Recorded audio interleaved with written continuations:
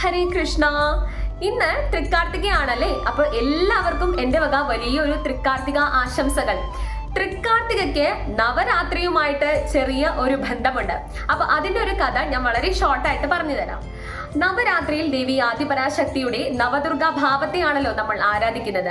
അപ്പോൾ ദേവിയുടെ 6ാമത്തെ ഭാവമായ കാർത്യായനി രൂപം ഉണ്ടായത് ഇന്നേ ദിവസമാണ്, അതായത് തൃക്കാർത്തിക ദിവസമാണ് എന്നതാണ് ഒരു വിശ്വാസം. കഥൻ എന്നു പേരുള്ള ഒരു മുനി ഈ ഒരു ലോകത്ത് ജീവിച്ചിരുന്നു. അദ്ദേഹത്തിന്റെ മകനാണ് കാർത്യായന മുനി എന്ന് പറയുന്നത്.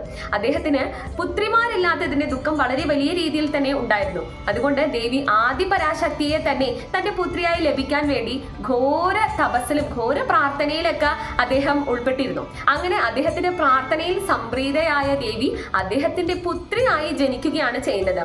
അപ്പൊ കാർത്യായന മുനിയുടെ മകളായതുകൊണ്ട് കാർത്യായനി എന്നൊരു നാമവും ദേവിക്ക് വന്നു.